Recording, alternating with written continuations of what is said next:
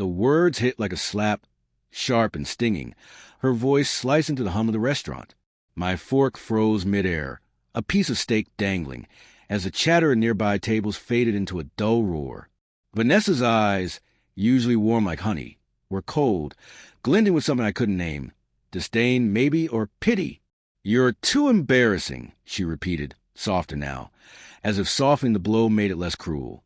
The candle between us flickered, casting shadows that danced across her face, and I felt my chest tighten, a slow crush of confusion and hurt.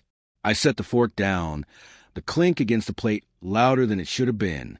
The restaurant smelled of garlic and wine, the air thick with the clatter of silverware and murmured conversations. My tie felt like a noose. Embarrassing. I managed, my voice low, cracking at the edges. "What does that even mean, Vanessa?" She sighed, twirling her wine glass, the red liquid catching the light. "You know what I mean, David. The way you talk, the stories you tell. You're unpolished. My friends, they're different. They expect a certain refinement." Her words were careful, practiced, like she rehearsed them in the mirror. I stared at her, searching for the woman who'd laughed at my bad jokes, who'd kissed me under a street lamp in the rain. She wasn't here tonight. I forced a laugh, brittle and hollow. "So what? I'm not good enough for your new crowd." My fingers gripped the edge of the table, though it smoothed under my sweating palms. She didn't answer, just looked away, her lips tight. That silence, it was louder than her words, a scream of something unspoken. I felt it then, a prickle at the base of my skull, a whisper that something was wrong, deeper than her insult. At home, the unease followed me. Our apartment, once a haven of shared dreams, felt sterile. The living room smelled faintly of her lavender perfume, but the space was hers now, her sleek furniture, her art on the walls, her life swallowing mine. I poured a whiskey, the glass cold against my fingers, and sank into the couch. My phone buzzed. A text from her. "Working late. Don't wait up." No love, no emoji, just words, stark and final. She'd been working late a lot lately. Meetings with her new clients, she said. Wealthy ones, the kind who hosted galas and owned yachts. I'd seen the photos on her phone, glossy events, her in dresses that cost more than my car, smiling beside men with slick hair and tailored suits. I'd told myself it was her job, her ambition. She was climbing, and I was proud. But now, her words at dinner gnawed at me. Embarrassing. Was it my laugh? My job as a high school history teacher? Or something else? Something I couldn't see? The next week, I started noticing things. Small things, at first. Her phone, always face down now. The way she'd changed the subject when I asked about her day. The faint scent of cologne, not mine, on her scarf. I rationalized it. She was stressed. She was busy. But doubt is a weed. It grows in the cracks of trust. One night, she left her laptop open. A rare slip. I hesitated, my heart pounding like a drum in my chest. I'm not the kind of guy who snoops. But her words, that cold dismissal, pushed me forward. The screen glowed in the dark, her email inbox open. I scrolled, my breath shallow, until I saw it. A thread with someone named Marcus. "Meet me at the usual spot," he wrote. "Missed you last night." My stomach dropped, a cold weight settling in my gut. I clicked, heart racing, and read their messages. Flirtations, veiled at first, then brazen. Plans to meet at hotels, restaurants. Places I'd never been invited to. My hand shook as I read her replies. Her words playful, intimate, a side of her I hadn't seen in months. I sat back, the room spinning.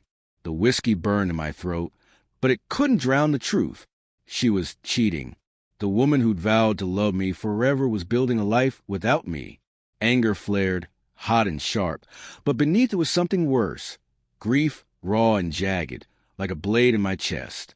I wanted to scream, to confront her, but fear stopped me.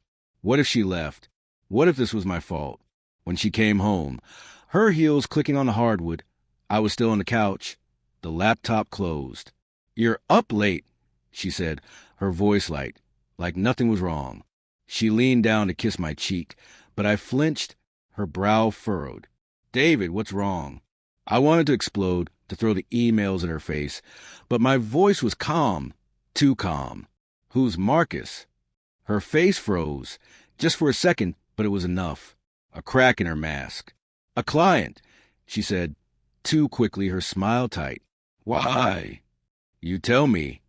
My voice was steady, but inside, I was unraveling. You've been meeting him a lot. Late nights. Hotels.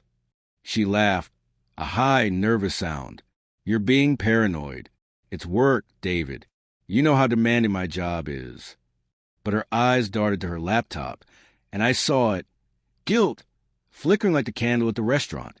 I stood, my legs unsteady. Don't lie to me. Vanessa, I saw the emails. My voice broke, and the room felt too small, the air too thick. How long? She didn't answer right away. She sank onto the couch, her hands twisting in her lap. It's not what you think, she whispered, but her voice trembled. I didn't mean for it to happen. Didn't mean for what? I snapped, louder now, the anger spilling over. To sleep with him? To lie to me? To make me feel like I'm nothing. Her eyes filled with tears. But I didn't care. Not then. You don't understand, she said.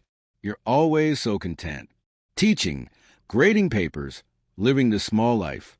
I wanted more. Marcus, he's part of that world, the one I'm trying to reach. Her words cut deep in the first time. I wasn't just embarrassing. I was an anchor dragging her down. So you threw us away?